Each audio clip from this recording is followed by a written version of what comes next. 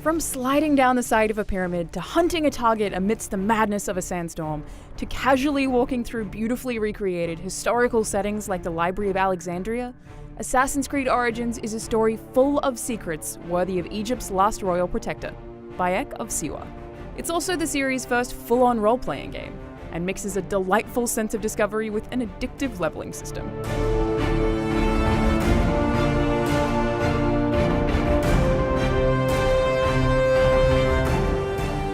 I spent 30 hours finishing the main campaign, which took me just over half of the expansive and beautiful map.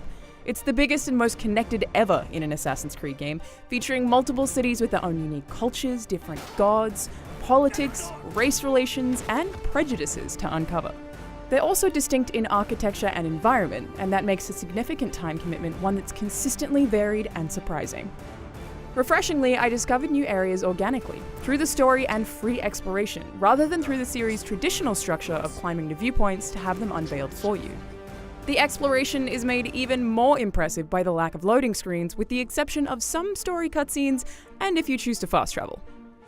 While the main story is delightfully mystical on its own, Origins also has the strongest mission design in any Assassin's Creed game to back it up. From collecting clues to solve mysteries, to gladiatorial arena fighting, to Black Flag-style ship-to-ship combat, each series of missions feels like a self-contained story with its own custom-built gameplay. Another highlight of the series is hidden temples, which, without spoiling anything, tie into Assassin's Creed's overarching sci-fi story in interesting ways. Of course, this being an Assassin's Creed game, there's a whole lot of parkour and climbing in Origins, and it's more seamless than ever. The act of climbing feels almost as passive as running, and while that does remove some of the challenge that existed in previous games, it takes a fair amount of frustration out the door with it. There's definitely a renewed challenge in the combat though, which has been significantly rebuilt. Having to know when to block, when to dodge, and when to parry creates a whole lot more thoughtful tension than has existed in previous games, and there's a fair amount of enemy variety. You also have the ability to lock on to one specific target at a time, which only made stealth segments more precise, but swapping between targets unfortunately didn't work reliably while brawling in a larger group.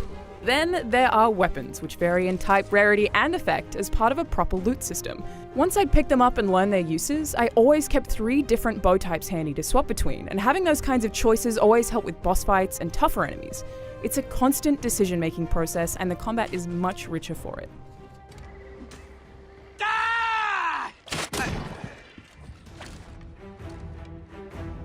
While unlocking new abilities and story missions generally happens at a smooth pace, there is quite a lot of grinding to be done.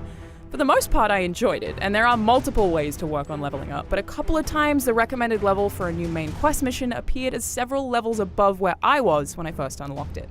This stymied progress can be a little frustrating, especially when you have to do some low-level side quests for smaller rewards to level up because you can't find any at your level. That said, one of my favorite things to do is infiltrate high-level fortresses. For me, the biggest appeal of Origins' introduction of the level system is in that optional, self-induced challenge. On the other hand, finding a legendary weapon isn't as dramatic as it is in a game like Destiny 2. These legendaries are easy to come by in main story quests, and their effects just aren't that different to regular weapons. Most just boost your damage, so there are no real trade-offs. Decisions for clothing and mounts are even easier to make since they're purely aesthetic, and there are limited choices, unless you opt to buy more as part of Origin's microtransaction system. On the topic of microtransactions, maps revealing all of the collectible locations and most of the outfits and mounts are locked behind Helix coins, which you can only buy with real-world money. Things like supplies and money can be purchased too, but those are easy enough to find in Origins' Egypt through hunting or other fun side activities that it'd kind of be a waste to spend money on them. As for performance, I did have some minor issues with environments popping in and more bugs than the average Assassin's Creed game, but it should be mentioned that Ubisoft says some additional fixes will come in the Day 1 patch. As a hottie.